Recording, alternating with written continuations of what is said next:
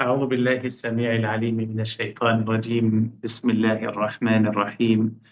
الحمد لله رب العالمين حمدا يملأ السماوات والأرض وما بينهما أجمعين. ربنا افتح بيننا وبين قومنا بالحق وأنت خير الفاتحين. سبحانك ربنا لا علم لنا إلا ما علمتنا إنك أنت العليم الحكيم. اللهم افتح لنا أبواب رحمتك واغلق عنا أبواب عذابك، وارحمنا برحمتك التي وسعت كل شيء يا أرحم الراحمين. اللهم أنزل علينا السكينة وحفنا بالملائكة، ونسألك اللهم ربنا أن تغشانا بمنك وجودك وعفوك وإحسانك وكرمك، إنك سميع قريب مجيب الدعوات يا رب العالمين. وصلى اللهم وسلم وبارك على نبينا محمد وعلى آله وأصحابه وبارك وسلم، والحمد لله رب العالمين. الحمد لله. تقبل الله منكم منا ومنكم، تقبل يا كريم. الحمد لله رب العالمين. Dan syukur kepada Allah Subhanahu Wa Taala, dan saya doa kepada Allah Azza wa Jal semoga para jemaah semua sihat dan afiat, dan harap kita semua insya-Allah dapat ilmu yang bermanfaat. Amin ya rabbal alamin. Alhamdulillah. Okey. InsyaAllah pada malam yang mulia ini kita akan meneruskan sambung tadabbur dan rahsia perkahwinan yang bahagia dalam Al-Quran Al-Karim. Seperti yang kita tahu bahawa Allah Subhanahu wa Ta'ala mahu kita dalam bumi ini ialah menjadi sebagai khalifah. So kita ialah datang ke dunia ini sebagai khalifah. Bila kita tadabbur ialah makna khalifah, sebenarnya ia mempunyai dua maksud. Khalifah ialah pada maksud yang pertama, yakni kita ialah mesti menjadi sebagai pemimpin. Pemimpin yang beriman, bertakwa dan adil. Lagi, kalau kita rujukan kepada Al-Quranul Karim, kalau boleh para jemaah silakan buka surah Sad.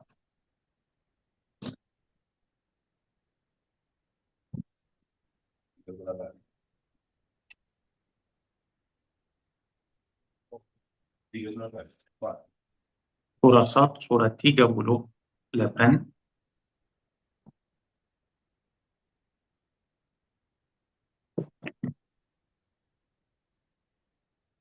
Okay.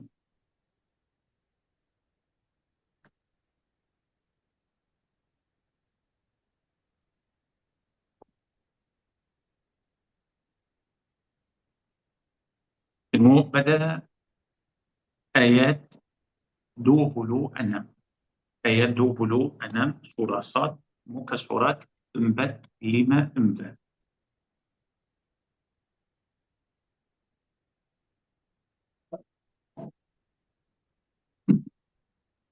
Okay. Ayat 26, Syekh. Ayat 26. A'udzubillahi minasyaitonirrajim. Wahai Daud, sesungguhnya kami telah menjadikanmu khalifah di muka bumi. Maka jalankanlah hukum di antara manusia dengan hukum syariat yang benar yang diwahyukan kepadamu. Dan janganlah engkau menurut hawa nafsu, kerana yang demikian itu akan menyesatkanmu dari jalan Allah.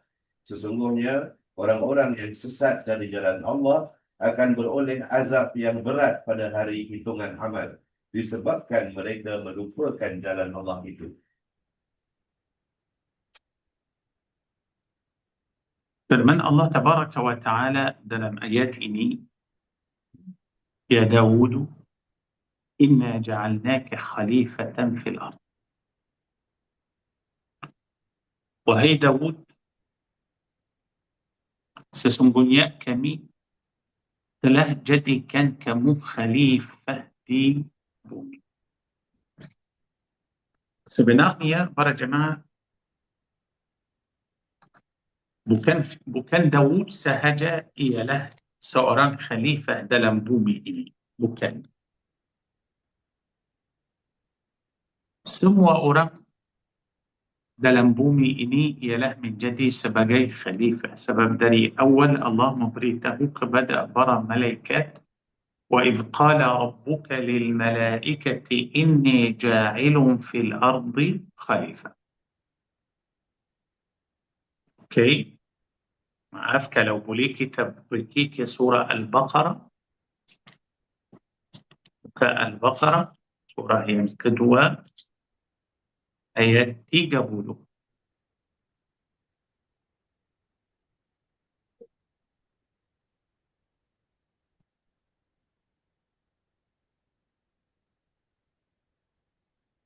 Ayat 30. 30.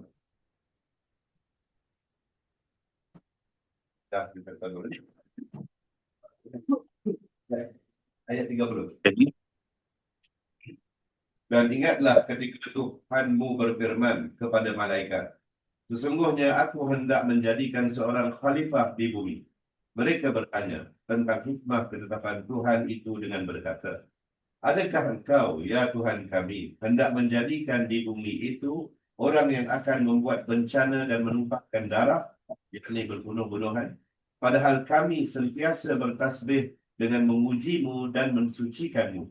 Tuhan berfirman, sesungguhnya aku mengetahui akan apa yang kamu tidak mengetahui. baik. So, kita sekarang dalam ayat surah Sad tadi, Allah menjadikan Daud sebagai khalifah. Okey, dan dalam ayat 30 ini, Allah menjadikan seluruh manusia sebagai khalifah. Bukan hanya Daud sahaja seorang khalifah. Tidak. Semua orang datang ke bumi ini ialah datang sebagai apa? Sebagai khalifah. Bagus. Daud alaihissalam ialah sebagai contoh.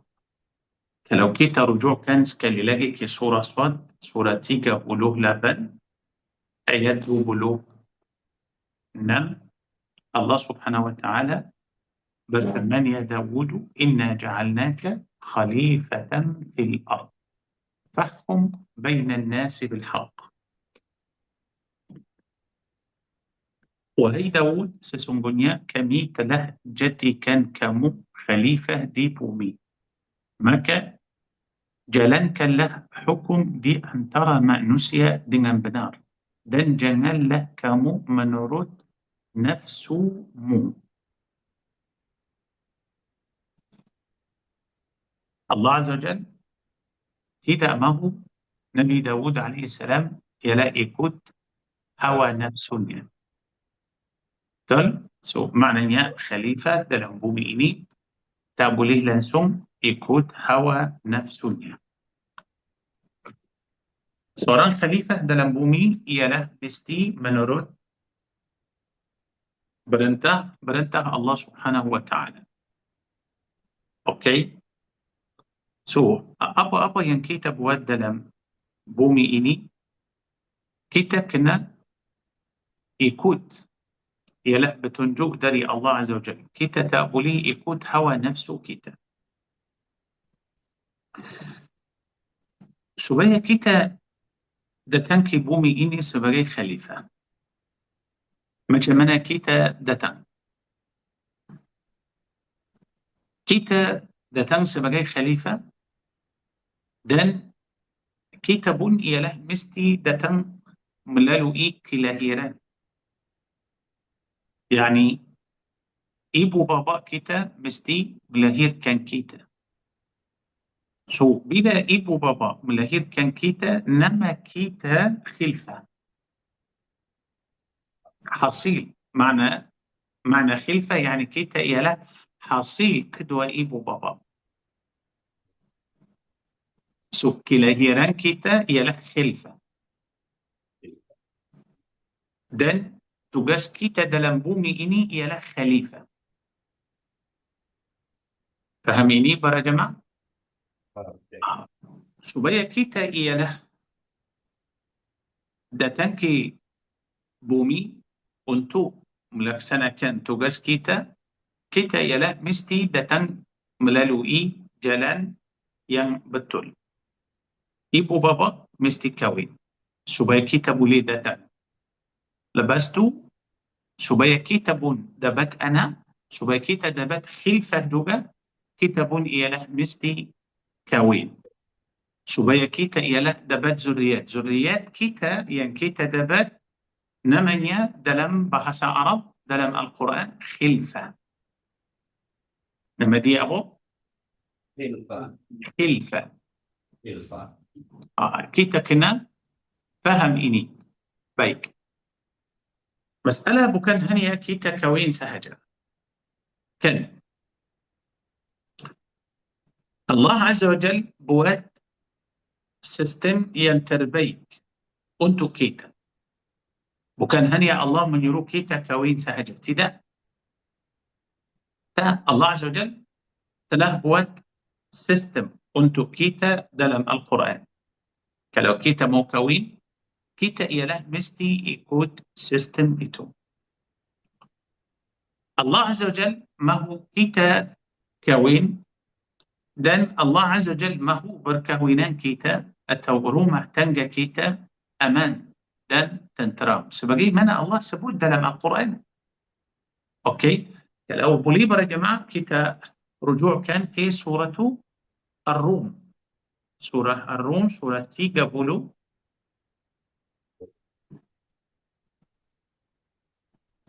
Surah 30, surah Ar-Rum.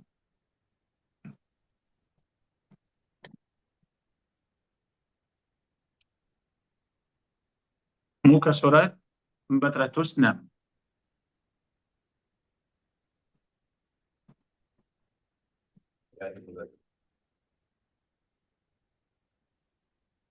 Okey.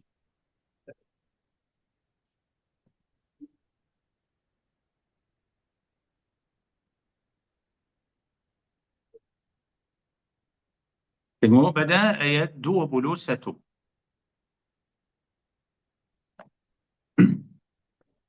Okey, Ayat 21. 21.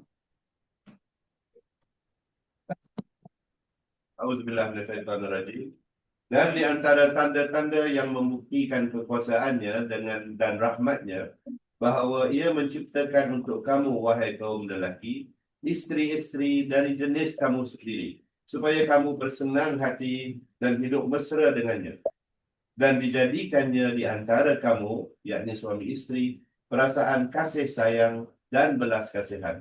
Sesungguhnya yang demikian itu mengandungi keterangan-keterangan yang menimbulkan kesedaran bagi orang-orang yang berfikir. Bagus.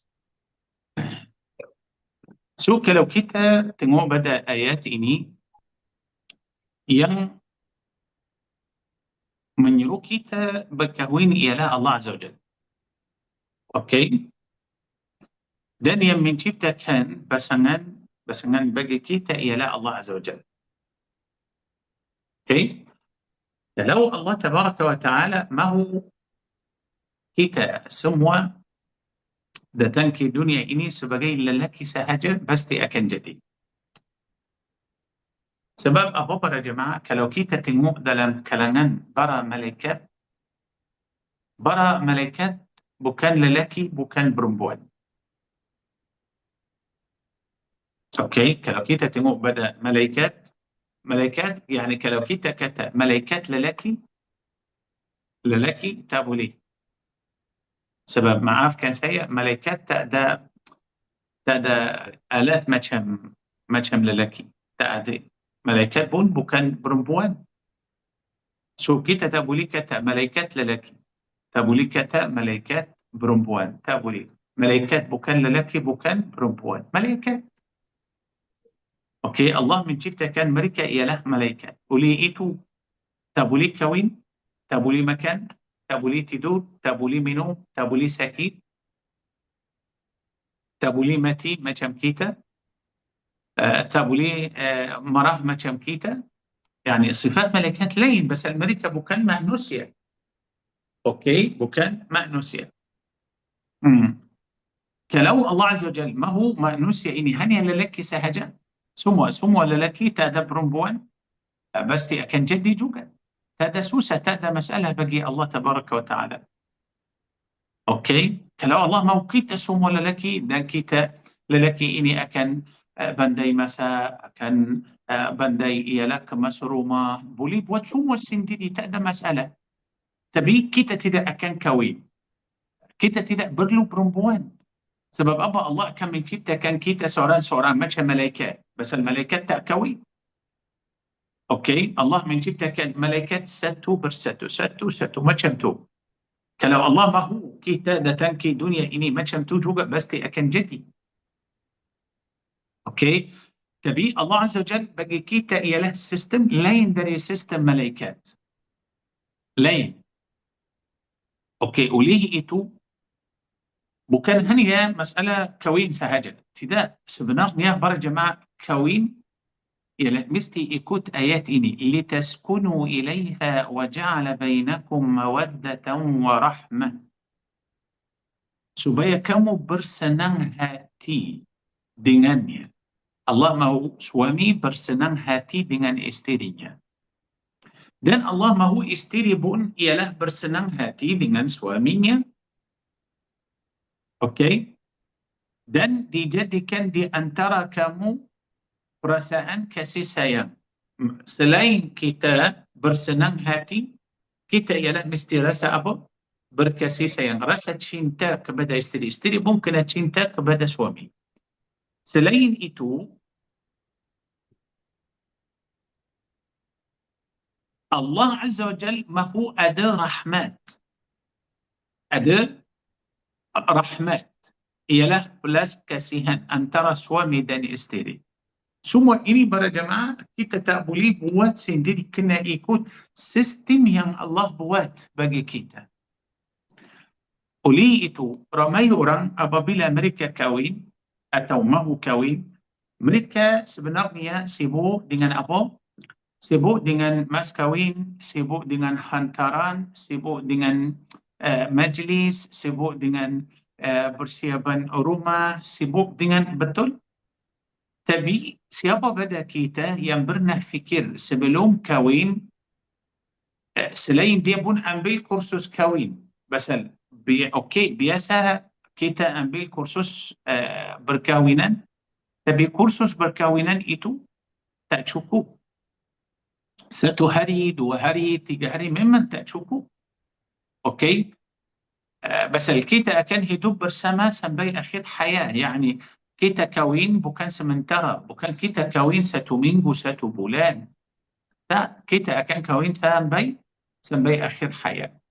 So, macam mana kita boleh berjaya? Macam mana kita dapat berkahwinan yang bahagia? Macam mana kita ialah betul-betul ikut ayat 21 surah Ar-Rum ini?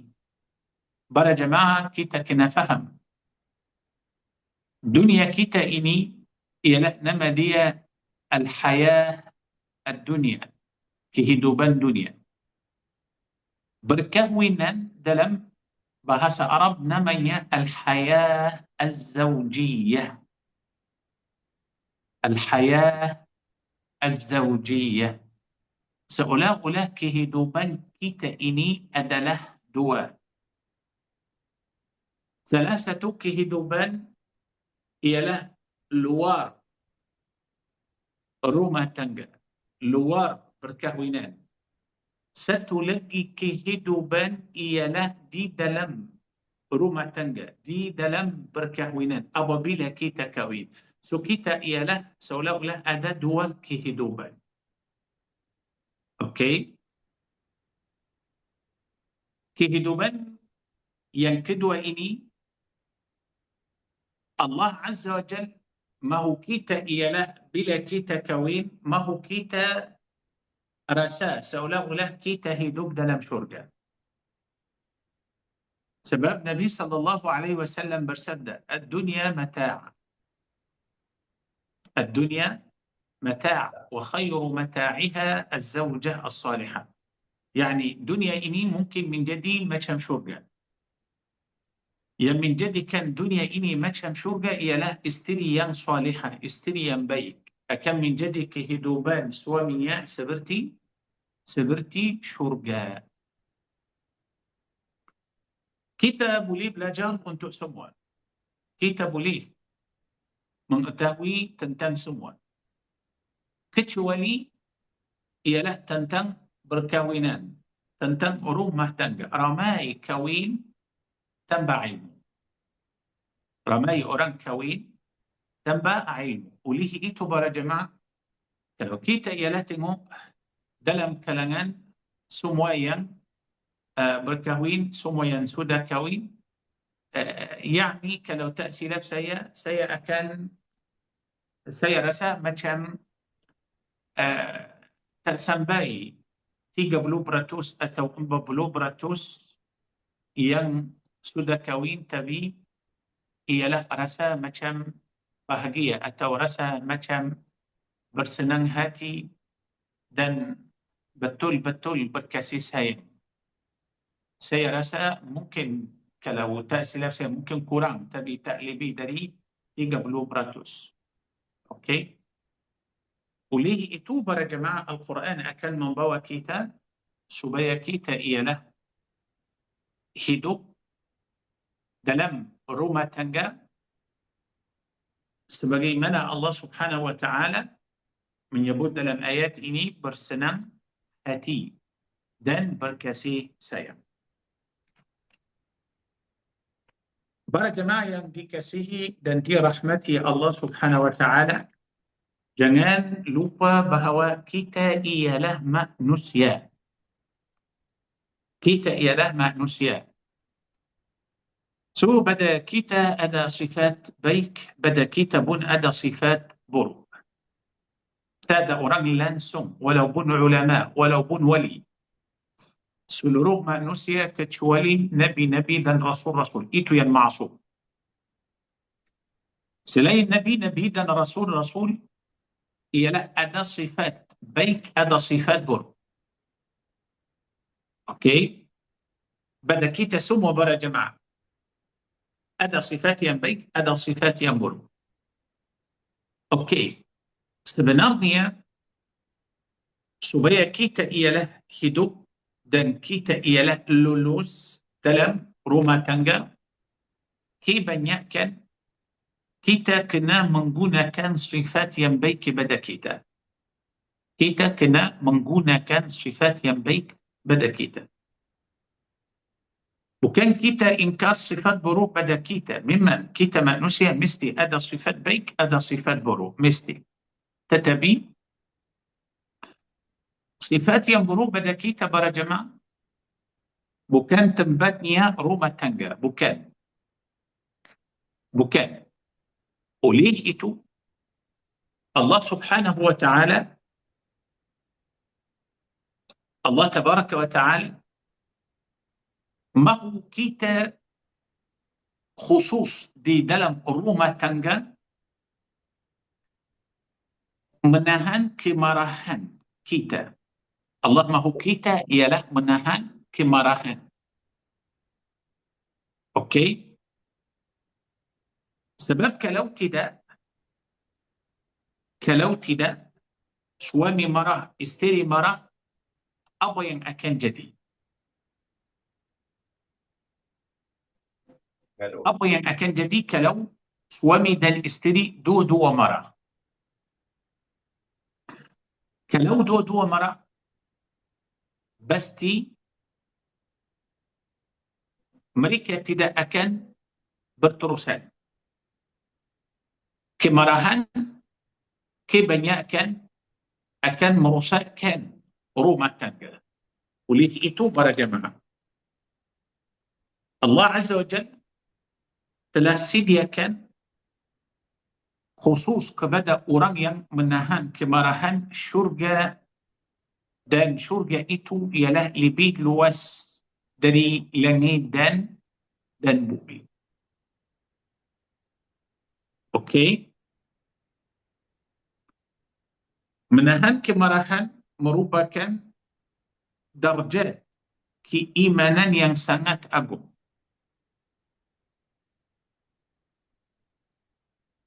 Sebagaimana kita ajar anak kita supaya anak kita dapat ijazah, supaya anak kita senang dapat kerja,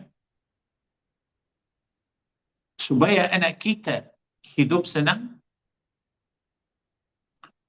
Apa faedah kalau anak kita dapat ijazah tinggi, kerja pun bagus, tetapi gagal dalam rumah tangga, hidup tanpa istri atau hidup tanpa suami, atau baru kahwin lepas tu cerai. Apa faedah? Sebenarnya para jemaah, kita ialah mesti menanam dalam hati anak kita perintah Allah Subhanahu wa Ta'ala. Kalau boleh para jemaah buka surah Ali Imran.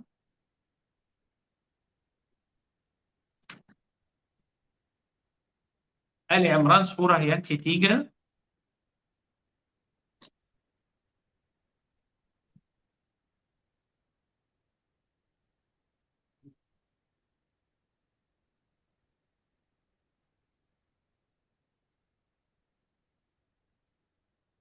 Okay. Muka surat 67.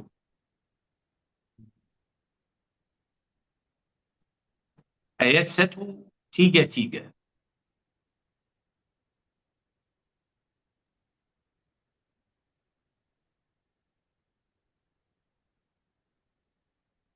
Ayat 133 surah Ali Imran. Okay. Silakan. Dan segeralah kamu kepada mengerjakan amal-amal yang baik untuk mendapat keampunan dari Tuhanmu dan mendapat syurga yang bidangnya seluas segala langit dan bumi yang disediakan bagi orang-orang yang bertakwa. Teruskan.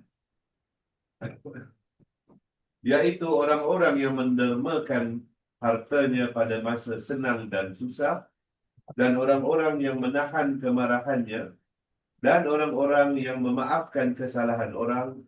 Dan ingatlah, Allah mengasihi orang-orang yang berbuat perkara-perkara yang baik. Baik. Allah menurunkan dua ayat ini bagi kita ialah secara umum. Yani kita boleh menggunakan dua ayat ini dalam semua keadaan. Tetapi kita akan membawa dua ayat ini ke dalam rumah tangga. Kita mahu amalkan dua ayat ini dalam rumah tangga. Okey. Allah Azza wa Jalla berfirman wasari'u dan segeralah kamu. Wasari'u, Allah menyuruh kita supaya kita ialah bersegeralah. Maknanya perkara ini sangat penting para jemaah. Maknanya kalau kita tidak bersegera mungkin tak sempat. Mungkin kita tak dapat ambil. Seolah-olah ini ialah peluang yang terbaik bagi kita semua. Allah mahu kita bersegera kepada apa? Kepada keampunan. Keampunan itu dari siapa? Dari Tuhan kamu. Yang kedua, selain keampunan, syurga yang luasnya seluas segala langit dan bumi. Langit adalah 7 lapis, bumi pun adalah 7. So semuanya berapa? 14.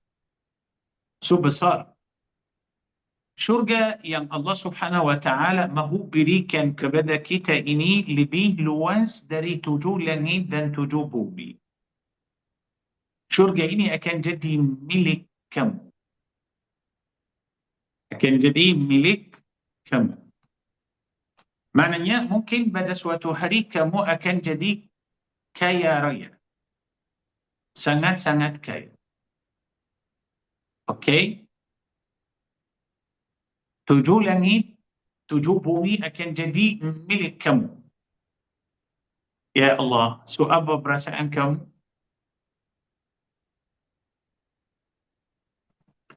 Allah sediakan syurga yang luas ini bagi siapa?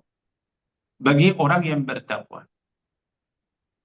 Siapa itu orang yang bertakwa? Apa yang kita harus buat supaya kita menjadi orang yang bertakwa? Alladzina yunfiquna fis sarra'i wad dharra. Iaitu orang yang mendermakan hartanya pada masa senang dan susah. So sekarang kita mau amalkan ayat ini dalam rumah tangga para jemaah. Okey? Kita mahu amalkan ayat ini dalam rumah tangga. Alladzina yunfiqun. So kita akan infak. Kita akan infak dalam rumah tangga kita sama dalam keadaan senang atau susah.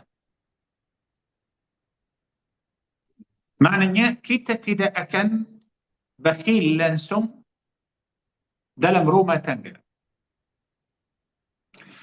Kita tak boleh jadi bakhil langsung terhadap isteri.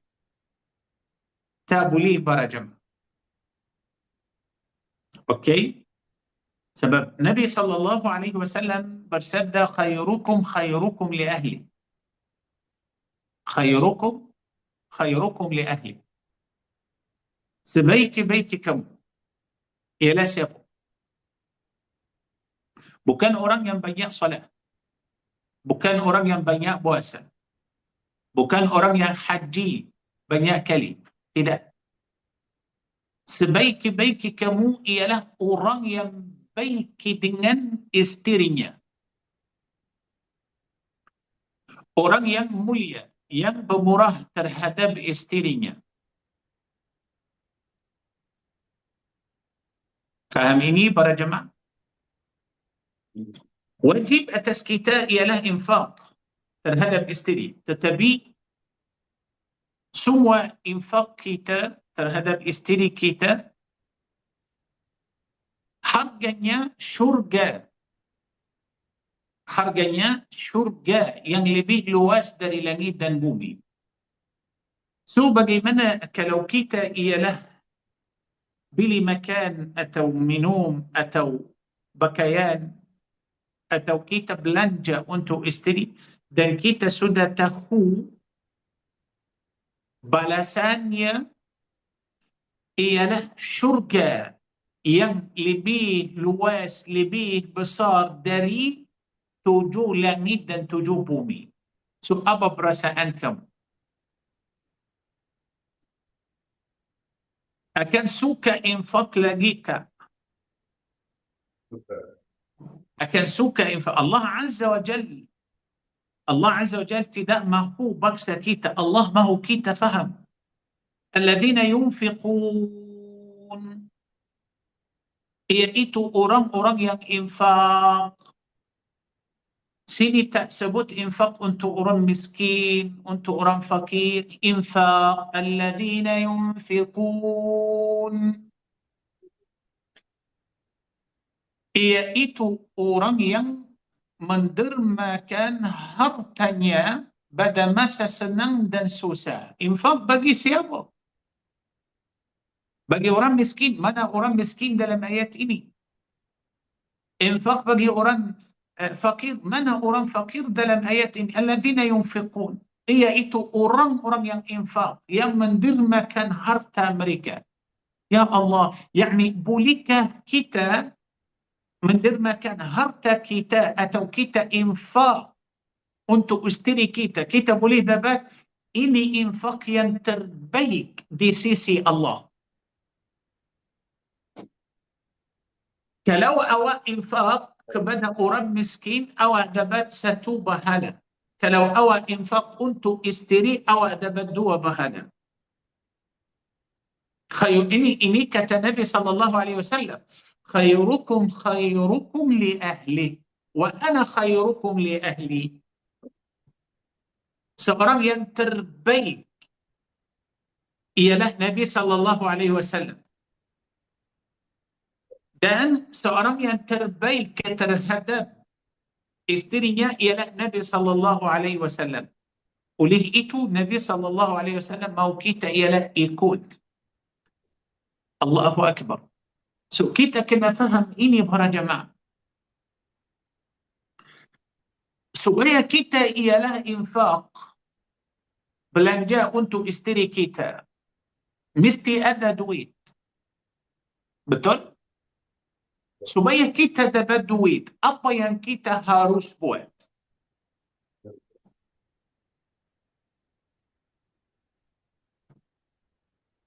Supaya ada duit, apa yang kita harus buat? Supaya kita dapat duit.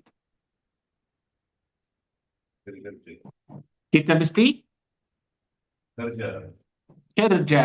Bagus. Kita ialah mesti kerja. Okey? Kalau kita tidak kerja, kita, maaf, katakan kita ialah malas. Mau tidur di rumah, mau duduk di rumah sahaja. Kita akan dapat duit?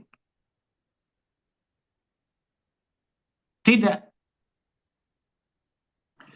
Tengok macam mana? Sebab apa para jemaah? Ramai orang khusus lelaki tak mau kerja. Zaman kita ini ramai lelaki suka malas. Ada yang sudah kahwin, tapi tak apa. Lelaki mau duduk rumah, tapi yang kerja ialah isteri. Isteri akan kerja luar, suami akan hanya di rumah sahaja, masak dan ialah buat kerja rumah. Bolehkah macam tu tak? Boleh tak? Rugi besar. Rugi besar. Lelaki yang tanggung jawab. Lelaki yang tanggung jawab. Yani, para jemaah kena faham ini.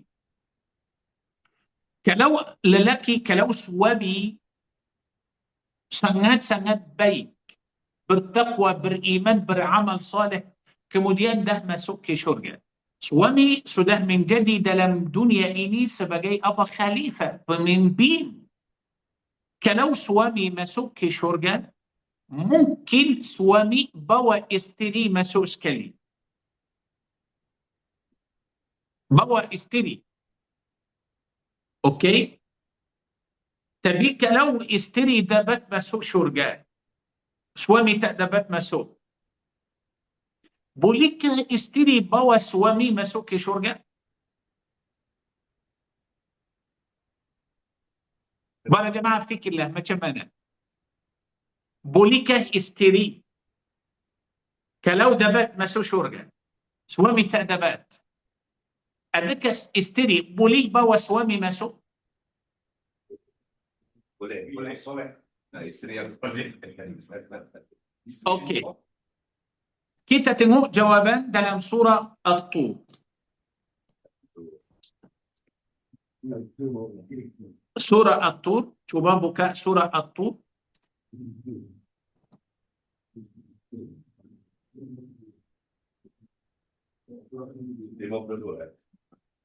Surah At-Tur, surah 52.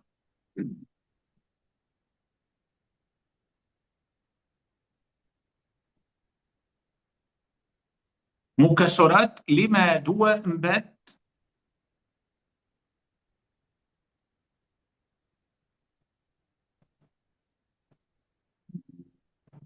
Ayat 21.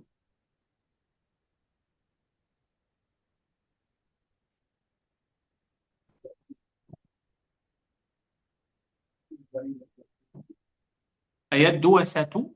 Ayat 21, Syekh. Ya, 21. A'udzubillah minasyaitanir rajim. Dan orang-orang yang beriman yang diturut oleh zuriat keturunannya dengan keadaan beriman, kami hubungkan, yakni himpunkan zuriat keturunannya itu dengan mereka di dalam syurga. Dan kami dengan itu tidak mengurangi sedikit pun dari pahala amal-amal mereka.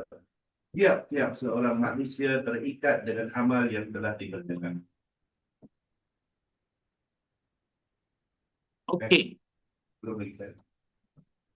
Allah berfirman, "Walladzina amanu wattaba'athum dzurriyyatuhum biiman alhaqna bihim dzurriyyatahum." Siapa yang akan ikut?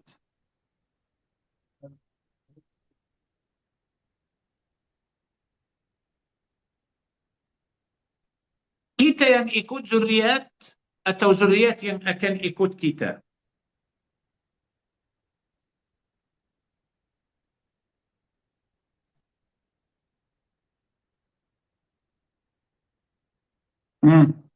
Zuriat ikut kita. Kita yang ikut zuriat kita atau zuriat yang ikut kita? Zuriat ikut kita. Zuriat yang ikut Kita. yang ikut kita. Bagus. Maknanya dalam ayat ini suami ikut isteri atau isteri ikut suami?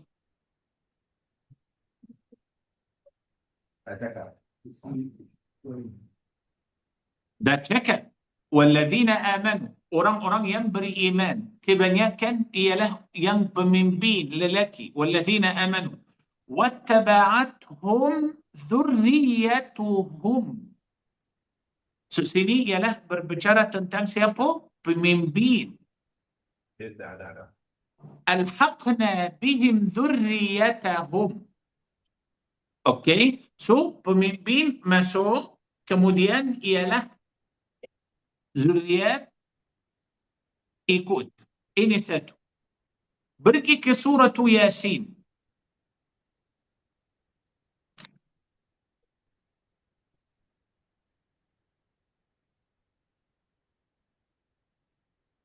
Yasin surah 60, surah 36,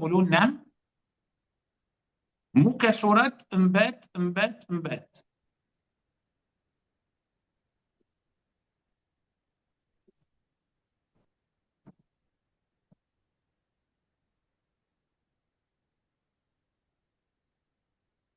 Okey. Ayat 55.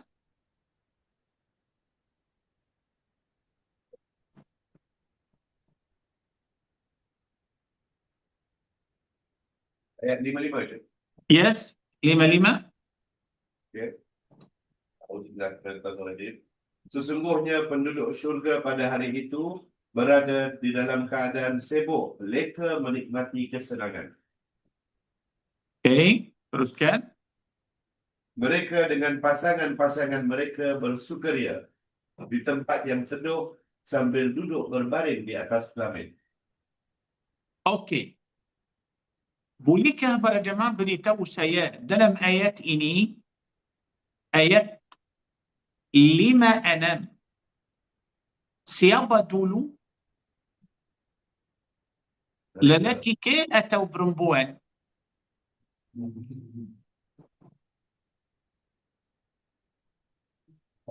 Siapa dulu? Laki dulu. Lelaki dulu. Hum wa azwajuhum. Laki dan azwaj. Lelaki dan isteri. Betul tak? Bukan isteri dan suami. Hum wa azwajuhum. Lelaki dan isterinya. Fi zilalin ala al-araiki muttaki'un. Siapa ikut? Suami ikut isteri atau isteri ikut suami? Isteri ikut suami. Okey. Lagi satu, buka Al-Baqarah.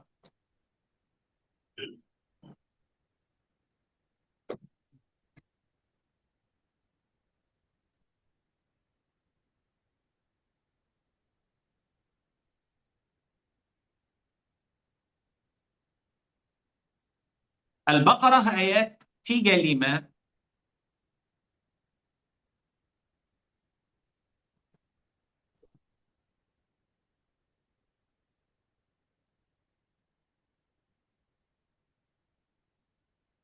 Tiga lima Syekh.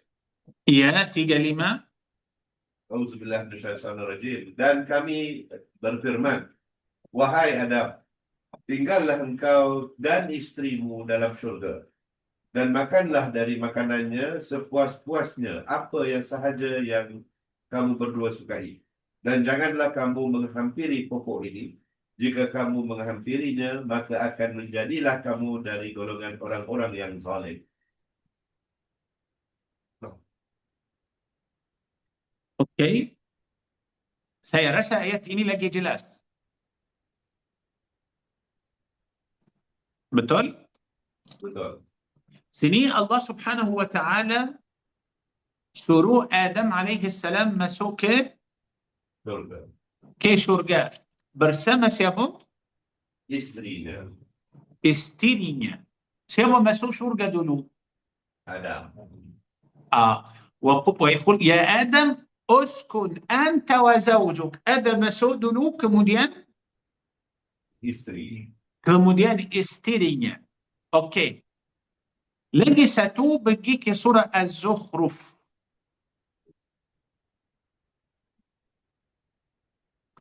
Az-Zukhruf surah 43, muka surat 494.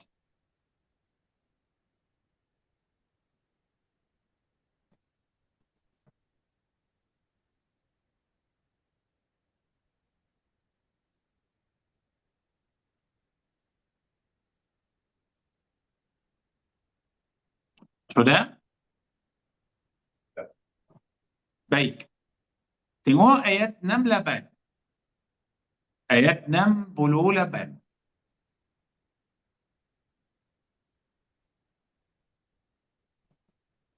68 Syekh. 68, ya. Mereka yang bertakwa itu diberi penghormatan serta diseru oleh Allah Ta'ala dengan firman-Nya, wahai hamba-hambaku, pada hari ini kamu tidak akan merasai sebarang kebimbangan dari sesuatu yang tidak baik, dan kamu pula tidak akan berduka cita. Teruskan. Mereka itu ialah orang-orang yang beriman akan ayat-ayat keterangan kami, serta mereka menjadi orang-orang Islam yang taat patuh. Teruskan. Mereka diberi sebaik-baik balasan dengan dikatakan kepada mereka, masuklah kamu ke dalam syurga bersama-sama isteri-isteri kamu yang beriman, dengan menikmati sepenuh-penuh kegembiraan dan kesenangan. Siapa masuk syurga dulu? Suami, Bersama isteri, isteri. isteri. Dia kat Allah. Bersama isteri-isteri. Ya. Okey. So sekarang Allah Azza wa Jalla bagi kita suatu peluang yang terbaik. Kalau boleh kita rujuk sekali lagi ke surah Ali Imran. Okey, surah Ali Imran ayat 133 134.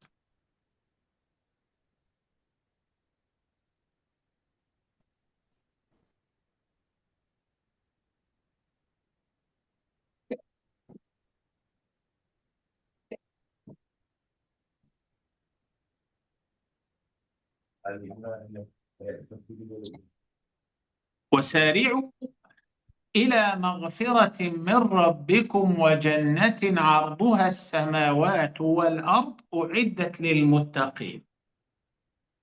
Allah Azza wa Jalla bagi kita ialah suatu peluang yang terbaik supaya kita ialah dapat masuk ke syurga, bukan syurga biasa, tak? Bukan. Ini syurga yang besar, lebih luas dari segala langit dan segala bumi. Allah sediakan syurga yang luas ini bagi siapa? Bagi orang yang bertakwa. Sifat orang yang bertakwa itu yang pertama kena infak. Kena infak dalam waktu senang dan waktu susah. Saya mau tanya para jemaah, adakah kita terpaksa infak bagi orang miskin jika kita menghadapi kesusahan? Wajib atas kita infak bagi orang miskin jika kita ialah menghadapi susah? Tidak wajib. Tidak wajib. Tapi bagaimana kalau kita ialah menghadapi kesusahan? Wajib atas kita infak terhadap isteri kita atau tidak? Wajib. Oleh itu, ayat ini kebanyakan ialah bahawa kita ialah menuju ke isteri kita. Sebab dia wajib atas kita infak terhadap isteri kita sama dalam keadaan senang atau susah. Alladzina yunfiquna fis sarra wad dharra. Baik. So kalau kita faham ini para jemaah, dalam berita ini saya nampak ada perintah lain. Seolah-olah Allah perintah kita supaya kita kerja. Betul? Betul. Dalam berita ini ada berita yang tak jelas, yang kita tak nampak tapi kita boleh faham. Okey? Sini Allah tak suruh kita kerja, hanya Allah suruh kita infak. Infak. Sama dalam keadaan senang ke atau susah. Infak itu perlu apa? Kerja. Infak perlu kerja. Pasal mungkin ada orang kerja tapi tak ada duit. Mungkin ada orang kerja tapi tak dapat duit. Adakah itu bagus tak? Tak bagus. Tak bagus. Yang sangat bagus ialah orang yang dapat duit. Faham ini para jemaah? Oleh itu tak kisah kita kerja apa. Pasal ada orang hanya dia mahu kerja yang istimewa, mahu kerja yang sesuai baginya. Kalau tak dapat dia tak kerja. Dia duduk tidur di rumah sehingga dapat kerja yang sesuai. Tidak, yang amat penting duit itu halal. Dapat duit dari kerja yang halal. So, mungkin awak ialah doktor tapi belum dapat kerja lagi sebagai doktor. Awak boleh kerja di syarikat, kelang, kedai. Okey, tak ada masalah. Jangan kata, oh tak boleh kerja sebab saya ialah doktor atau saya ialah jurutera, saya tunggu. So bagaimana kamu ada isteri? Tak apalah. Sementara ini isteri boleh kerja.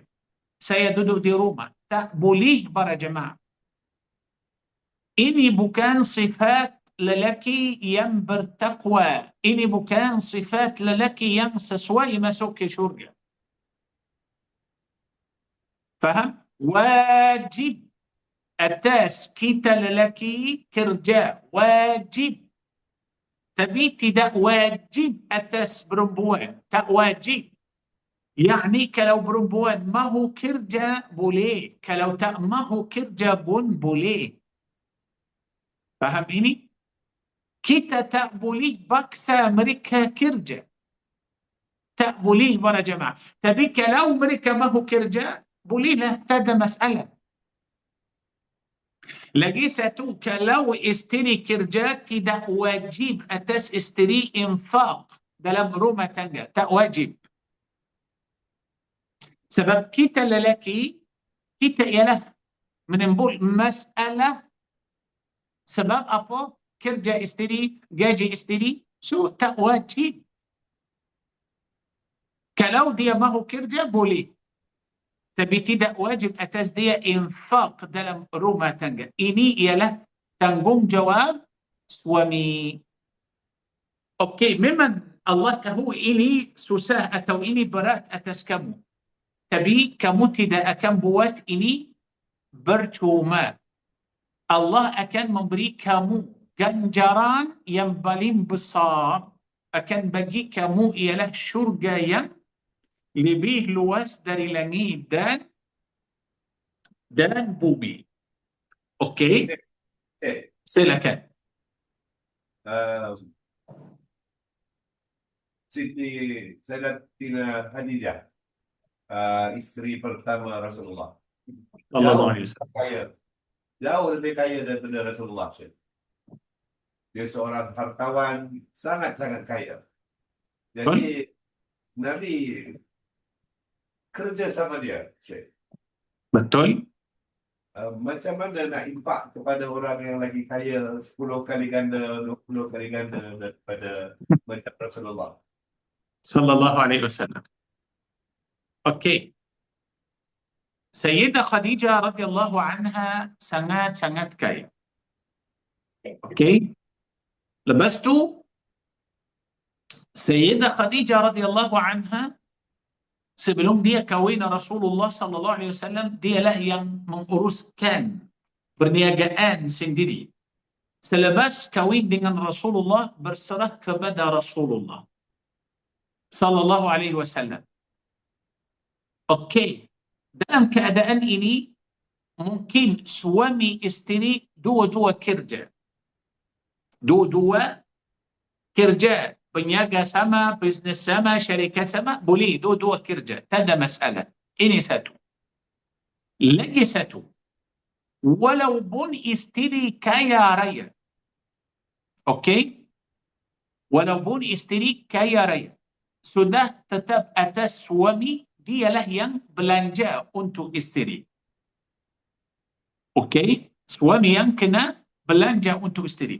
Walaupun isteri kaya, tapi suami belanja atau infak bagi isterinya, ialah pahala suami pun tetap tinggi sangat seperti yang Allah Subhanahu wa taala janji dalam ayat ini.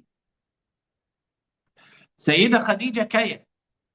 Dia kerja bersama Rasulullah sallallahu alaihi wasallam. Tapi pada akhirnya yang uruskan kerja ini ialah siapa? Nabi sallallahu alaihi wasallam. Sebab Allah tabaraka wa taala berfirman, "Ar-rijalu qawwamuna 'ala an-nisa." Ar-rijalu qawwamuna 'ala an-nisa. Oleh itu, Nabi sallallahu alaihi wasallam ialah tetap infak untuk Sayyidah Khadijah. Walaupun harta ini ialah harta Sayyidah Khadijah. Tahu seperti apa para jemaah? Misal, kita mungkin beri sedekah kepada orang miskin. Okey, lepas tu orang miskin itu pergi beli makan. Kemudian orang miskin itu datang duduk makan bersama kita. Yani kita bagi, katakan, 100 ringgit kepada orang miskin. Lepas tu orang miskin itu pergi ke kedai, beli makan, kemudian datang balik, duduk bersama kita, kita ialah makan. So, tadi kita yang bagi duit kepada orang miskin itu. Tapi duit itu sudah jadi apa? Milik orang miskin. Dia boleh buat apa-apa yang dia mahu. Lepas tu orang miskin itu beli makan dan kita duduk makan bersama dia, dia yang dapat pahala. Kita dapat pahala sebab kita bagi dia. Dia pun dapat pahala sebab dia ialah beri kita makan. Masya Allah. Sama juga para jemaah. Sama juga. Wajib atas suami infak terhadap isterinya. Tidak wajib atas isteri. Tapi bolehkah isteri sedekah kepada suami? Ya Allah, ini akan jadi sebagai sedekah yang terbaik. Sedekah yang terbaik. Kalau isteri ialah sedekah kepada suami. Oleh itu suami infak terhadap isteri, tapi isteri sedekah terhadap suami. Yani misal, suami tak boleh beri zakat hartanya kepada isterinya. Tak boleh. Tapi kalau isteri kaya dan suami biasa, isteri mungkin bagi sedekah kepada, mungkin bagi zakat duit kepada suami. Ya Allah. Oleh itu para jemaah, Islam kita ini sangat-sangat bagus. Islam mahu kita ialah rabat. Islam mahu ialah macam membuatkan berkasih sayang antara suami dan isteri. Okey? Baik. So, kalau orang pencen pun sama lah, Syekh. Kalau Orang pencen sama lah. sama dalam Suami sudah pencen, tapi isteri dia masih kuat lagi, masih kerja. okey, Isteri dia boleh infak dan suami dia boleh infak balik kepada isteri. Itu tak ada masalah. No problem. isteri boleh sedekah kepada suami. Dan Bas suami tak wajib atas isteri infak. Isteri boleh sedekah kepada suami dan suami boleh infak semula kepada isteri. ya, sekelas. Itu boleh. Tapi tak boleh suami kata wajib atas kamu infak atas kami. Tak wajib. Yani kalau isteri tidak infak tak salah. Sebab ini tanggungjawab suami. Tapi apa duit yang isteri kasih kepada suami kiranya sebagai apa? Sedekah, infak fi sabilillah. Faham ini? Kalau isteri tidak beri sedekah kepada orang luar, cuma beri sedekah kepada suami yang perlu, ini bagus. Dia lagi terfikir pasti. Kalau suami sudah bencin, tak cukup duit, isteri masih kuat, masih kerja, isteri ialah infak kepada suami, itu pun boleh. Tak ada masalah. Okey? Baik. الذين ينفقون في السراء والضراء والكاظمين الغيظ. Perkara yang kedua, والكاظمين الغيظ, orang yang menahan kemarahan. Okey, orang masih lagi ialah berbicara tentang lelaki, tentang suami. والكاظمين الغيظ.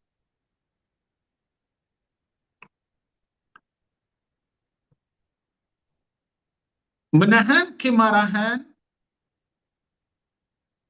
bermaksud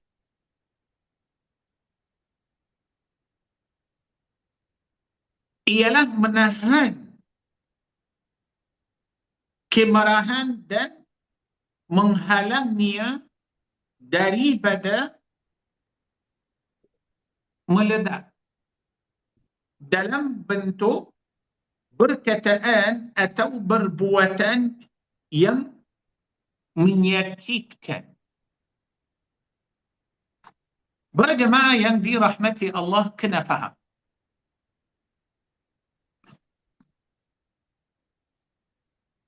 Sifat kita manusia biasalah kita marah.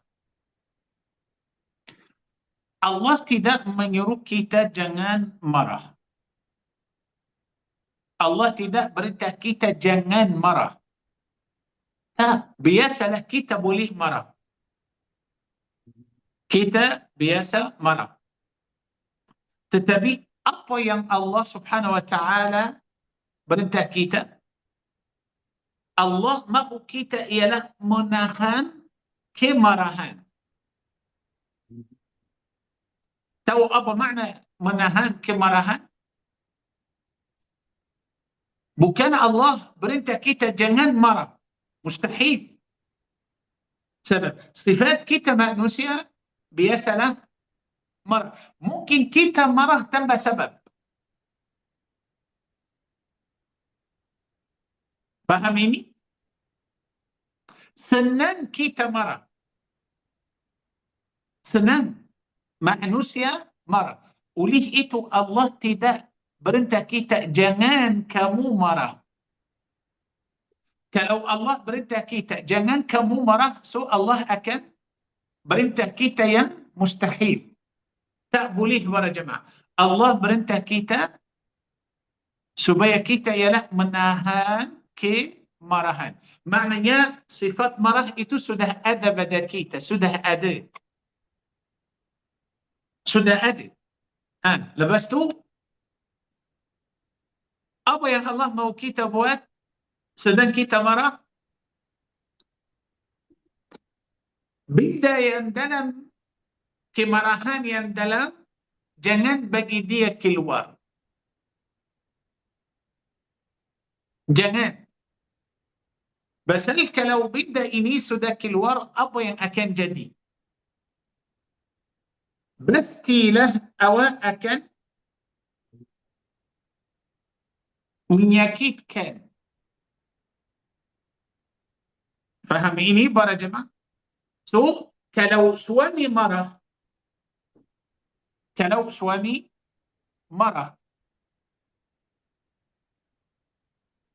balik dari luar, ada macam-macam masalah. Ada banyak masalah yang belum selesai lagi. Kadang-kadang balik ke rumah, dia tidak mahu siapa-siapa cakap dengannya. Mungkin isteri belum tahu keadaan dia. Balik dari luar, ialah penat, letih, sedih, susah, ada macam-macam masalah. So, bila dah sampai ke rumah, mungkin orang itu tak boleh tahan apabila isterinya bercakap dengan dia walaupun sedikit, tapi dia ialah terus marah dan dia ialah rasa macam dia meletup. So, bagaimana? Allah Azza wa Jal perintah kita wal kadhimin al ghaidh. Oleh itu para jemaah tengok macam mana susunan infaq dulu, lepas tu kemenahan kemarahan. Bukan kemenahan dulu, kemarahan lepas tu infaq. Infaq dulu. Mungkin awak balik baru sampai ke rumah, isteri terus minta banyak dari kamu. Nak beli ini, nak buat ini, nak tukar ini, nak buat ini. Ya Allah. So macam mana? Awak akan marah sebab apa? Sebab infak, sebab belanja. Ya ilah, betul para jemaah. Ramai orang gaduh dan ada perselisihan sebab apa? Sebab duit. Itulah. Awak tak ada duit, isteri minta dari kamu. So kamu tak cukup duit, dia mahu. So macam mana? Dia marah kamu, awak terus marah. Lepas tu Allah Azza wa Jal suruh kamu macam mana? وَالْكَاظِمِينَ الْغَيْظَ. Kenapa macam tu? Sebab tengok susunan kemarahan itu datang selepas apa? Selepas infak. Selepas ialah menyebut tentang duit. Sebab kalau awak ada duit tak ada masalah. Kalau cukup duit tak ada masalah.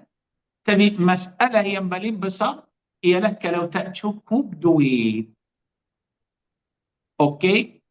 Kalau tak cukup duit. So kalau tak cukup duit, lepas tu isteri minta ialah duit dari kamu, so macam mana?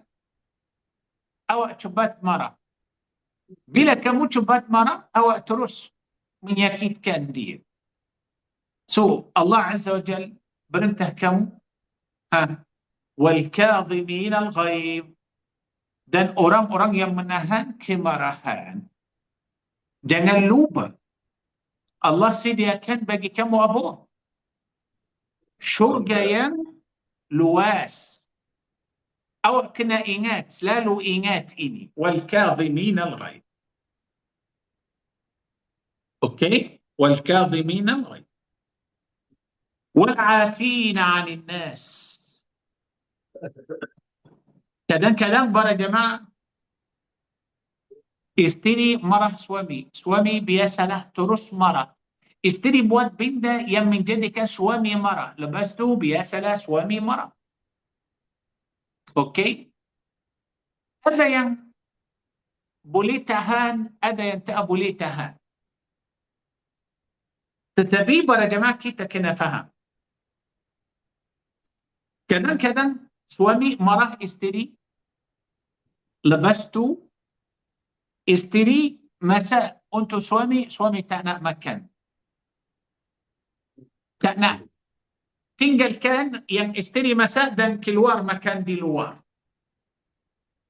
Sebab apa tak mau makan? Sebab isteri sudah marah dia. Okey? Bagi minum, tak mau minum. Isteri cakap, tak mau jawab. Dia pun tidur bilik lain. Tak mau tidur sama isteri dalam satu bilik. So, macam mana? Allah tak biarkan masalah ini juga para jemaah. Allah subhanahu wa ta'ala berfirman, وَالْعَافِينَ عَنِ النَّاسِ. Isteri sudah marah kamu, isteri sudah marah kamu, kamu ialah kena maafkan isteri. Awak tak boleh marahkan dia. Awak kena menahan kemarahan. Lepas tu awak yang kena memaafkan dia. وَالْعَافِينَ عَنِ النَّاسِ. Okey? وَالْعَافِينَ عَنِ النَّاسِ. Oleh itu para jemaah, bila kita tengok dalam ayat ini menggambarkan 3 darjat akhlak yang tinggi.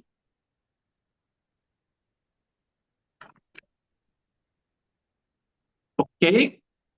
Yang pertama, menahan kemarahan, iaitu tidak membalas dendam ketika memiliki kemampuan untuk berbuat demikian. Diam sahaja. Yang kedua, memaafkan, iaitu tidak terus-menerus menuntut agar pihak yang lain dihukum. Yang ketiga, wallahu yuhibbul muhsinin, berbuat ihsan, iaitu melayaninya dengan akhlak yang baik selepas memaafkan. Suami atau isteri mungkin berasa marah, dan Islam tidak menuntut manusia supaya tidak memiliki perasaan marah. Kerana kemarahan merupakan tabiat semula jadi manusia, tetapi Islam menuntutnya agar tidak menjadikan kemarahan sebagai pemimpin kepada lidah dan tingkah lakunya. Sebab ramai orang bila mereka marah para jemaah, ramai orang bila mereka marah, lidah mereka terus jadi tajam. Dan setengah orang bila mereka marah tidak membalas dengan lidah mereka, ialah membalas dengan tingkah laku, membalas dengan tangan mereka. Oleh itu Allah Azza wa Jalla telah membuat sistem yang terbaik untuk kita. Okey?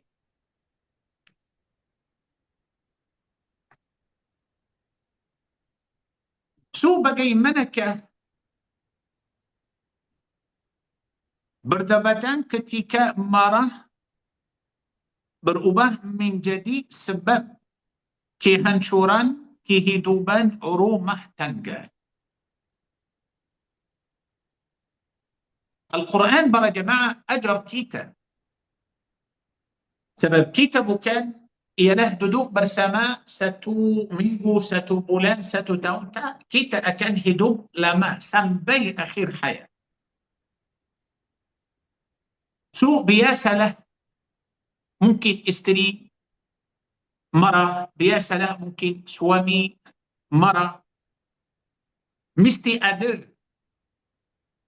perdebatan antara suami dan isteri. Mesti ada perselisihan. Tetapi para jemaah,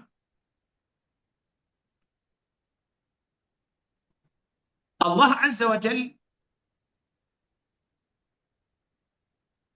tidak mahu perdebatan antara suami isteri ketika marah berubah menjadi sebab kehancuran kehidupan rumah tangga. Contoh,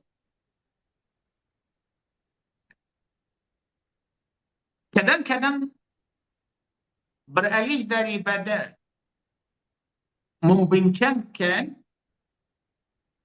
tentang perbuatan kepada menghina peribadi seseorang.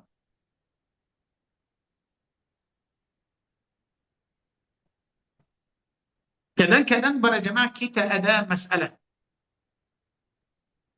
Masalah itu ialah memerlu kita membincangkan. Kita boleh berbincang. Tapi kerana kita tidak sabar, kerana kita tidak menahan kemarahan, kerana kita tidak berfikir terhadap sistem yang Allah buat, kerana kita lupa ganjaran yang besar yang Allah telah sediakan bagi kita, yang berlaku sedang kita ialah berbincang. So, kita nampak ialah beralih daripada membincangkan perbuatan kepada menghina peribadi seseorang. Tadi bincang macam biasa, tiba-tiba terus hina isteri, atau isteri terus hina suami. Tak boleh para jemaah. Cara yang betul ialah seorang suami berkata, yani kalau isteri buat silap atau buat sesuatu yang tak baik, jangan hina isteri, jangan hina suami. So, apa yang kita harus cakap? Kita boleh cakap seperti, saya berasa terganggu dan tidak senang dengan perbuatan ini. Kalau isteri buat sesuatu yang tak betul. Kadang-kadang para jemaah isteri buat sesuatu tak betul. Suami terus hina isteri. Awak bodoh. Awak tak baik. Awak jahat. Masalah bukan pada isteri. Masalah dalam perbuatan. So, masalah kita para jemaah, kita ialah beralih daripada membincangkan perbuatan. Tinggalkan perbuatan yang salah itu. Dan kita ialah menghina peribadi seseorang. Maafkan saya para jemaah. Yang buat macam tu, maafkan saya, ialah orang yang bodoh, yang tak faham. Saya tak faham. Saya hairan, kita ada masalah. Kita ialah sedang bincang tentang suatu perkara. Kita tinggalkan perkara itu dan hina saya. Atau saya hina kamu. Untuk apa?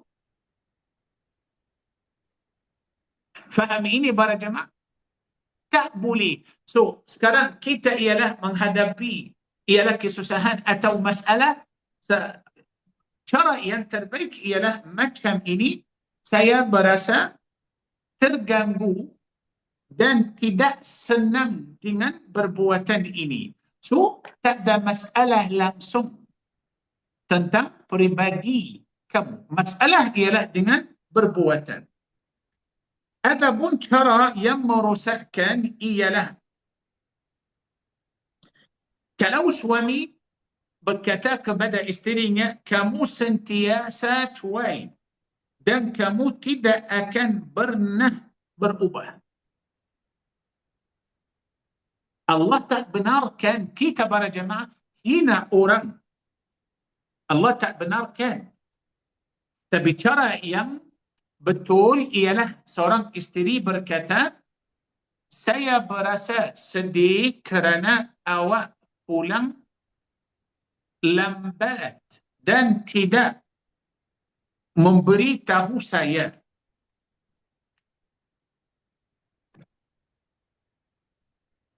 Yani kalau suami terlalu balik ke rumah lambat, okey? Kadang-kadang para jemaah kita tak boleh kontrol. Masalah kita susah menahan kemarahan. Marah terus. Keluarkan semua yang dalam hati. Itu pun masalah. Okey? Kalau seorang suami ialah yani tak ambil berat ke atau malas sikit. Lepas tu isteri kata awak langsung tidak pernah mengambil berat tentang saya dan awak tidak bertanggungjawab. Okey? Ada masalah. Bukan masalah itu pada zat suami. Masalah itu pada tingkah laku dalam perbuatan. Masalah dalam sistem. Tapi dia tinggalkan masalah dalam sistem itu dan ialah hina pada zat suami. Perbezaannya ialah ungkapan pertama membincangkan suatu keadaan yang tertentu. Sedangkan ungkapan yang kedua menjatuhkan hukuman terhadap keseluruhan kepribadian seseorang. Yani misalnya para jemaah, kita mungkin memilih perkataan yang baik. Jangan semua yang kita ialah rasa kita terus cakap. Kita marah. Tapi semua yang dalam hati kita keluarkan. Dan orang kata, bila saya sudah keluarkan semua yang dalam hati, lepas tu saya rasa tenang. Awak tenang tapi awak luka hati orang lain. Awak rasa tenang sebab awak sudah keluarkan semua yang dalam hati kamu, tapi awak sudah rugi syurga yang besar sebab Allah suruh kamu ialah menahan kemarahan. So awak tak ikut perintah Allah, awak ikut hawa nafsu kamu.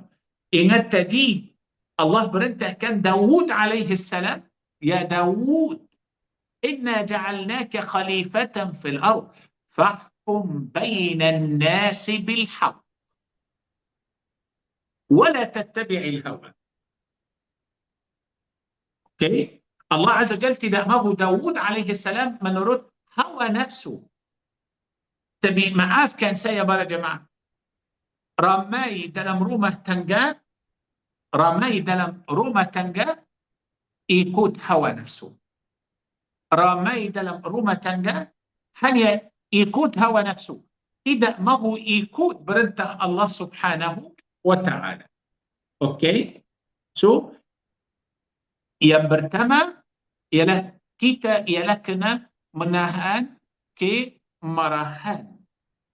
Okey? Dan kita ialah walaupun kita marah para jemaah, jangan kita ialah menggunakan perkataan yang tajam yang luka hati orang. So kita boleh ganti dengan perkataan yang lembut dan baik. Sebab lagi para jemaah ialah menggunakan ungkapan yang bersifat umum dan menyeluruh. Yani misal,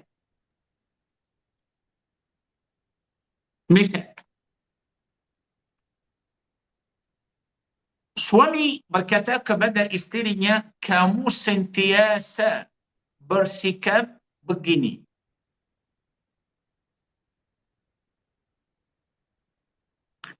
Kamu tidak pernah melakukan sesuatu pun dengan betul.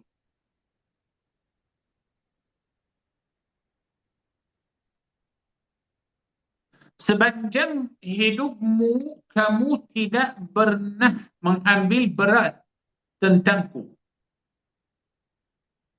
Semua kata-katamu adalah dusta.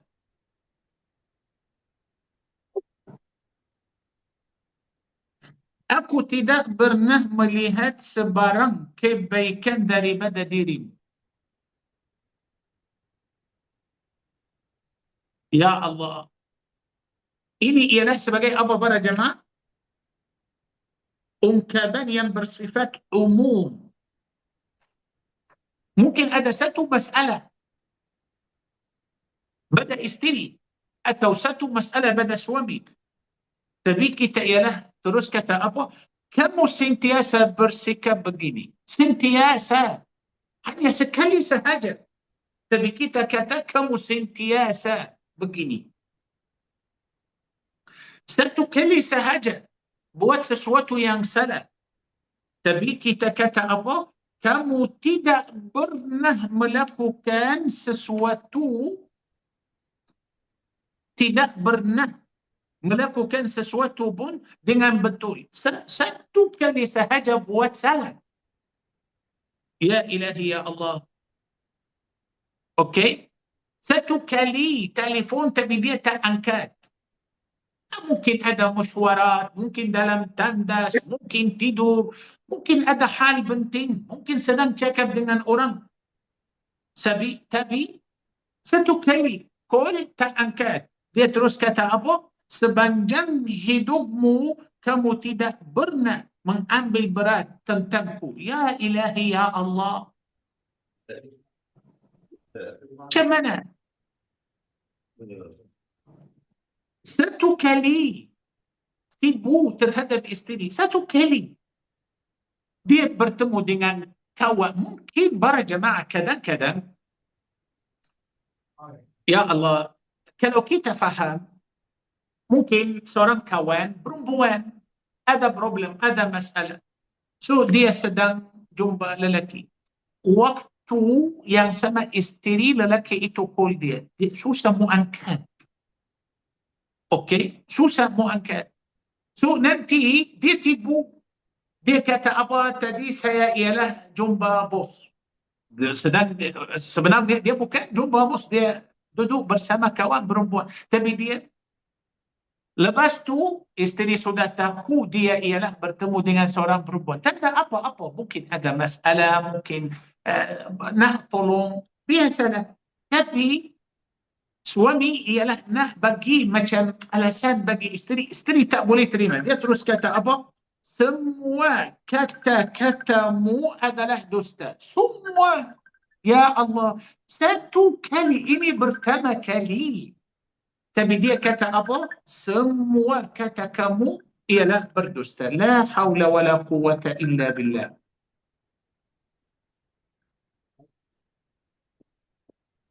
Itulah masalah para jemaah.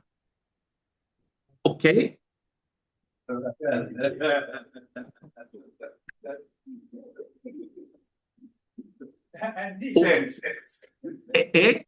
Haji Rahim kata, ini semua lelaki yang kena, saya macam mana ni?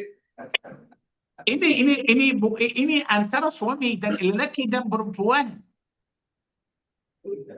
Lelaki dan perempuan. Oleh itu, ungkapan ini pada kebiasaannya tidak tepat. Ini bukan ungkapan yang sesuai para jemaah.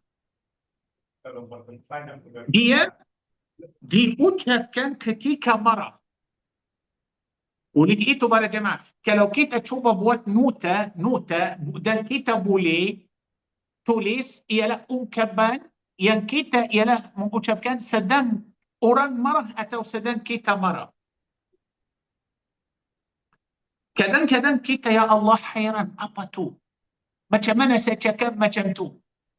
Sedang kita marah para jemaah, ada ungkapan yang khusus jika kita marah. Oleh itu, Allahu Akbar. Kita nak tahu siapakah orang yang paling kuat dalam bumi ini. Bukan iaitu orang yang kuat secara fizikal, badan besar dan kuat, boleh angkat berat. No, bukan. Orang yang paling kuat ialah orang yang menahan kemarahan. Bila orang marah kamu diam. Kamu boleh kontrol. Ya Allah. Kalau betul-betul ialah kita tahan kemarahan, ialah anggap kamu sebagai orang yang paling kuat dalam bumi ini. Oleh itu Nabi SAW telah memberi amaran terhadap sikap seorang isteri yang mengingkari kebaikan suaminya. Oleh itu para jemaah, berhati-hati terhadap ungkapan umum. Jangan kata satu kali buat salah. Jangan kata kamu selalu macam tu. Kamu sentiasa macam tu. Semua kata-kata kamu ialah dusta. Jangan, berhati-hati khusus terhadap ungkapan yang umum. Sebab Nabi SAW telah memberi amaran terhadap sikap seorang isteri yang mengingkari kebaikan suaminya.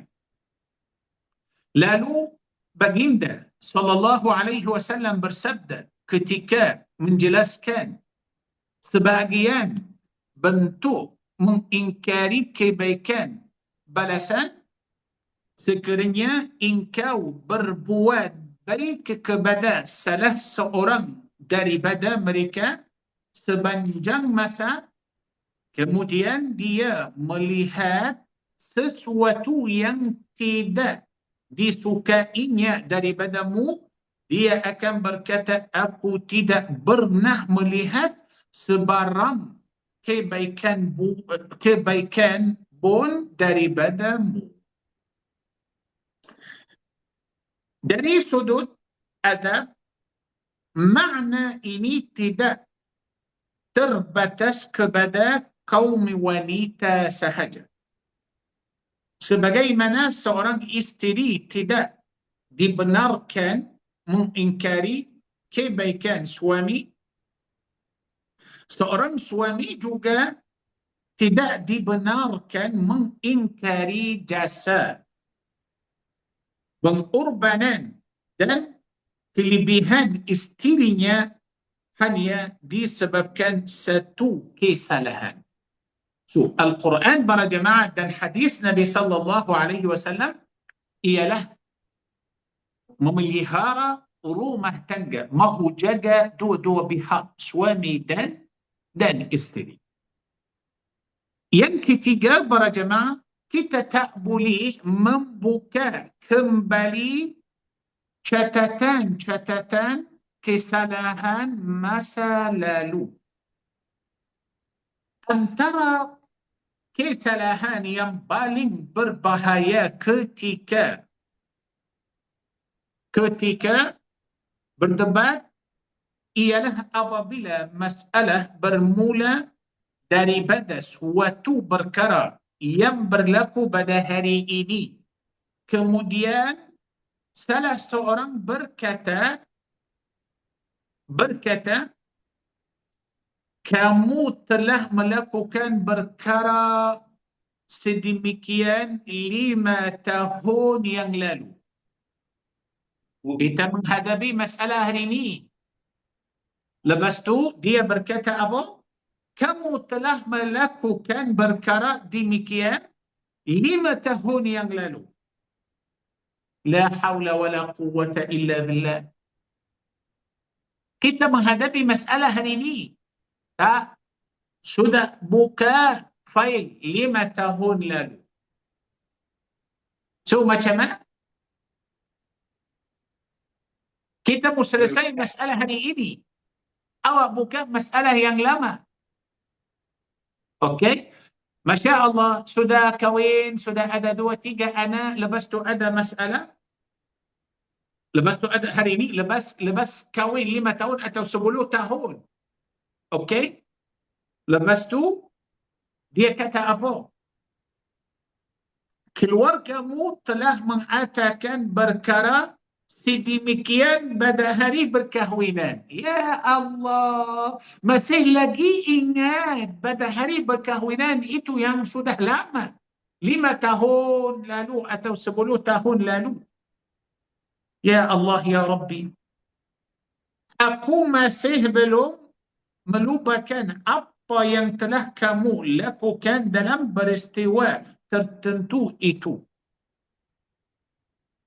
Dengan itu seseorang mendapati dirinya berhadapan dengan puluhan permasalahan pada satu masa sehingga dia tidak mampu menyelesaikan walaupun satu daripadanya.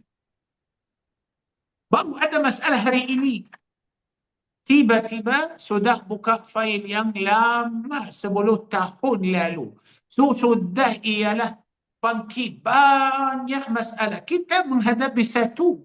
Tapi ialah sudah ada banyak masalah. Macam mana boleh selesaikan semua? Itulah. Oleh itu para jemaah,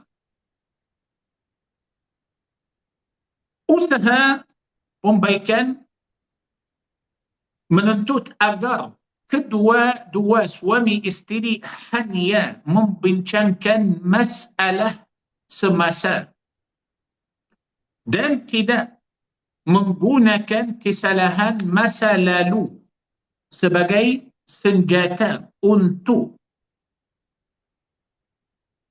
menghinakan pihak yang lain. Yani, maafkan saya para jemaah, kalau kita ada masalah hari ini, kita ialah bincang tentang masalah hari ini.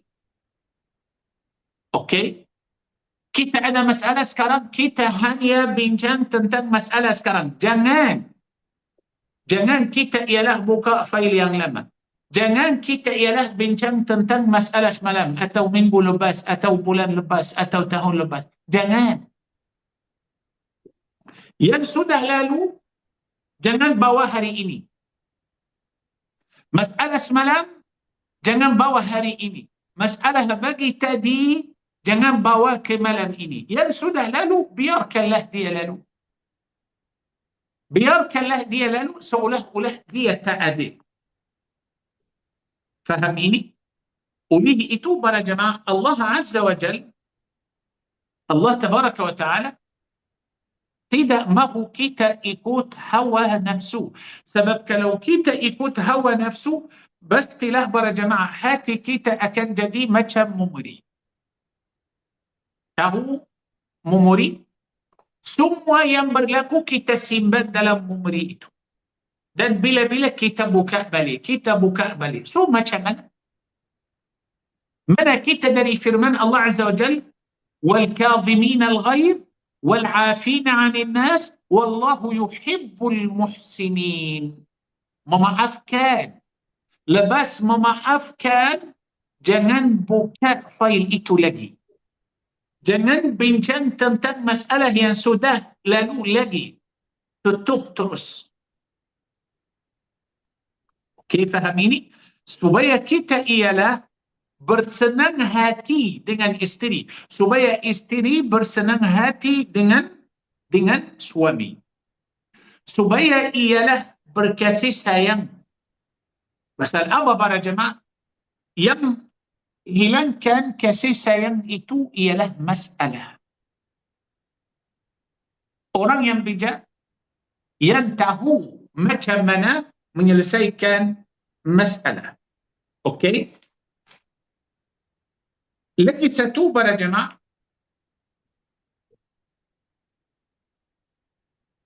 ramai orang menggunakan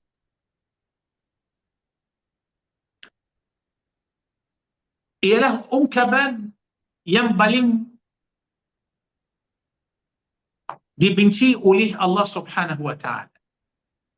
Kalau sudah ada perselisihan atau ada masalah antara suami dan isteri, ramai suami ialah mengancam dengan berceraian atau berpisahan. Ramai orang menggunakan lafaz ialah perceraian atau berpisahan. Sebahagian suami menjadikan perkataan cerai sentiasa hadir dalam setiap bertengkaran, manakala sebahagian isteri pula sering mengulangi ceraikan satu. Saya akan meninggalkan rumah ini. Saya tidak mahu meneruskan kehidupan bersama awak. Bagaimana para jemaah dengan ungkapan ini? Saya akan atau kita akan rasa bersenang hati. Macam mana? Tak boleh.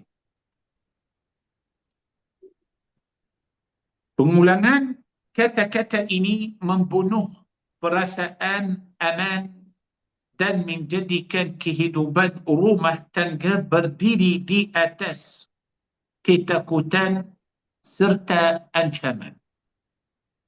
Maknanya kita sudah mengubah sistem yang Allah buat. Allah Azza wa Jalla mahu kita ialah rasa apa? Tadi dalam surah Ar-Rum ayat 21, bersenang hati dan berkasih sayang. Dan kita ialah mesti rasa dalam hati kita ada rahmat. Jangan kita para jemaah menggunakan lafaz cerai atau berpisah. Atau perempuan tak boleh ialah meminta cerai. Kita menghadapi masalah. Kita fokus dengan masalah. Okey, bila ada masalah, lepas tu seorang isteri kata, aku tidak mahu teruskan, saya nak cerai, saya tinggalkan rumah. Ini cara yang tak bagus.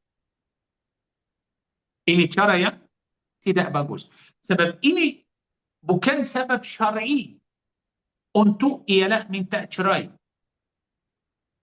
Okey? Kita tak boleh main-main para jemaah dengan perkara ini. Memang tak boleh. Berceraian bukanlah suatu perkataan yang boleh digunakan untuk memberi tekanan psikologi. Tak boleh. Bahkan ia merupakan hukum syara' yang sangat serius. Dan kesan-kesan hukum mungkin berlaku sekiranya lafaz cerai yang jelas keluar daripada suami.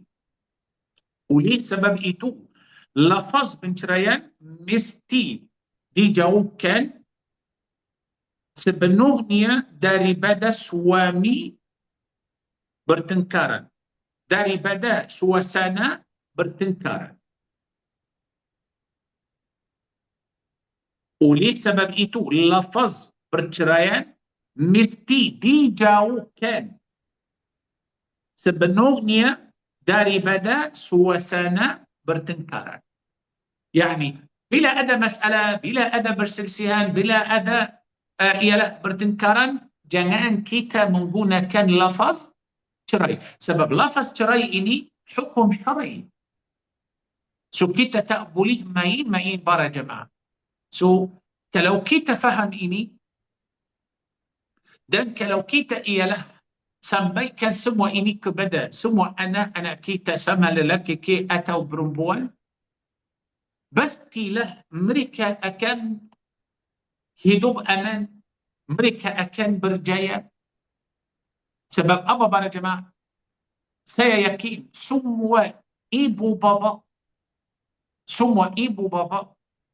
mengharap anak mereka ialah tenteram hati dan berjaya dalam berkahwinan dan ialah dapat ikut ayat 21 surah Ar-Rum. So macam mana kita boleh dapat tanpa kita belajar? Macam mana kita boleh dapat tanpa kita tahu? Oleh itu kita mesti belajar, kita mesti ajar anak kita. Kalau tak ada yang luar sampaikan ini kepada anak kita, kita ialah mesti sampaikan ini kepada mereka supaya mereka ialah berjaya insya-Allah. Itu wallahu a'la wa a'lam. Sampai situ kita berhenti, insya-Allah bulan depan kita akan sambung. أعوذ بالله من الشيطان الرجيم بسم الله الرحمن الرحيم الحمد لله رب العالمين حمدا يملأ السماوات والأرض وما بينهما أجمعين ربنا تقبل منا إنك أنت السميع العليم وتب علينا إنك أنت التواب الرحيم ربنا آتنا من لدنك رحمة وهيئ لنا من أمرنا رشدا ربنا آتنا في الدنيا حسنة وفي الآخرة حسنة وقنا عذاب النار وصلى الله على نبينا محمد وعلى آله وأصحابه وبارك وسلم والحمد لله رب العالمين. الحمد لله. تقبل الله منكم منا ومنكم تقبل يا كريم. شكرا وجزاكم الله خيرا كثيرا والسلام عليكم ورحمة الله وبركاته.